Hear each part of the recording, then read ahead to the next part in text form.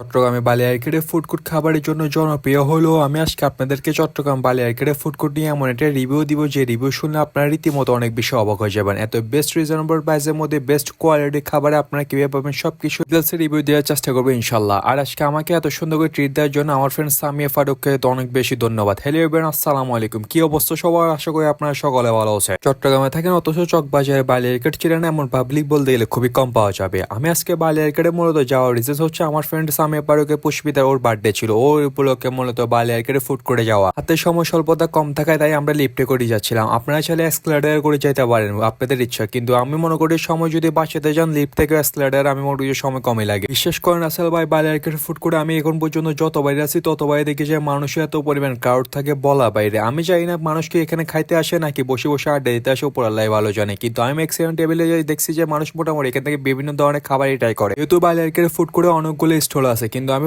সবসময় অনেক বেশি কনফিউজ থাকি যে আমি অ্যাকচুয়ালি কোন স্টল থেকে খাবার করে ট্রাই করবো। যেহেতু আজকে আমার ফ্রেন্ড আমাদেরকে ট্রিট দিছে তাই ও সিদ্ধান্ত মতো একটা ফুড কোর্ট থেকে বিভিন্ন ধরনের খাবার আমাদের জন্য অর্ডার দিয়েছিল। আর এটি যেহেতু কোনো প্রমোশনাল ভিডিও না তাই আমি আপনাদেরকে কখনো রিকমেন্ড করবো না যে আপনারা বালিয়ারকেটে এই ফুড কোর্ট থেকে আপনারা বিভিন্ন ধরনের খাবার ট্রাই করেন। আপনাদের চয়েস মতো আপনারা যে কোনো ফুড কোর্ট থেকে বিভিন্ন ধরনের খাবার ট্রাই করতে পারেন, কিন্তু বিশেষ করে বালিয়ারকেটের মিররটা আমার কাছে অনেক বেশি সুন্দর লাগছে। বালিয়ারকেটে এত ফুড কোর্ট থাকতে আপনারা কোন স্টল থেকে কোন ফুড কোর্ট থেকে কোন খাবারগুলো ট্রাই করছেন মাস্ট আমাকে কমেন্টে জানাবেন, এবং কোন ফুড কোর্টের খাবারগুলো আপনাদের কাছে সব থেকে বেশি বেস্ট মনে হয়েছে তা নিয়ে আমাকে একটু ডিটেলসে কমেন্টে জানালে আমার জন্য অনেক বেশি বেটার হবে। কিন্তু টু বি অনেস্ট আমার ফ্রেন্ড যে স্টল থেকে যে ফুড কোর্ট থেকে খাবারগুলো অর্ডার দিয়েছিল ওই ফুড কোর্টের সার্ভিস যে এত পরিমাণ স্লো বলার বাহিরে। আমি ওই ফুড কোর্টের নাম নিচ্ছি না বিকজ ওই ফুড কোর্টটা নিয়ে আমার কোনো এক্সপিরিয়েন্স ছিল না। যেহেতু ফার্স্ট টাইম খাবার হিসেবে আমরা অর্ডার দিয়েছিলাম সেই হিসেবে আমাদের বাজে একটা এক্সপিরিয়েন্স আজকে। তবে সেই ফুড কোর্ট থেকে যদি আপনারা খাবার অর্ডার দেন তাহলে আপনারা একটা সব থেকে বেশি এনজয় করতে পারবেন। সেই ফুড কোর্টে যিনি খাবার অর্ডার দেন উনি হচ্ছে একজন প্রেমিক বয়, উনি ওর কাজ হচ্ছে শুধু বসে বসে প্রেম করা। হচ্ছে আমাদের খাবারের প্লেটারটা। এখানে আমরা মূলত নিয়েছিলাম হচ্ছে 3 জনের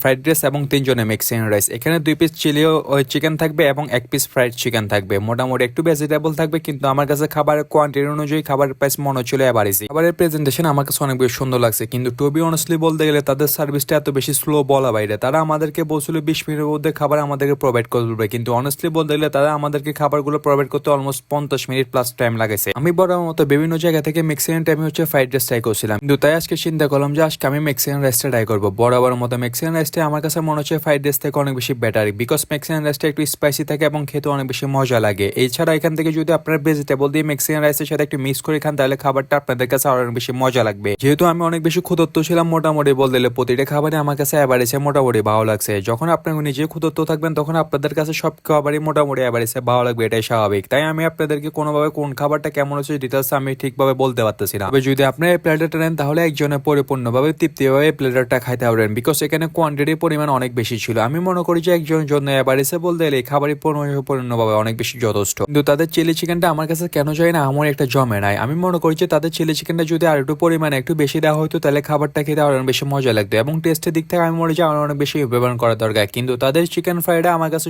টু বি অনেস্ট একটুও মজা লাগে না একদম। কিন্তু তাদের প্রতিটা খাবারই বলতে গেলে আমাদেরকে গরম গরম পরিবেশন করা হয়েছিল, কিন্তু খাবারের মান দিক থেকে বিবেচনা করতে গেলে আমি মনে করি যে বালিয়ারকেটে ফুড কোর্ট থেকে আপনারা যদি খাবার ট্রাই করেন সেক্ষেত্রে আপনাদেরকে অনেক চিন্তা ভাবনা করে বিভিন্ন ধরনের খাবার ট্রাই করতে হবে, নাহলে কিন্তু আপনারা আমাদের মতো বড় সড়ো একটা মারা খাইতেই পারে। ছিল বালিয়ারকেটে ফুড কোর্ট নিয়ে আমার ফুডের experience. Thank you so much. আজকে ভিডিওকে আল্লাহ হাফেজ।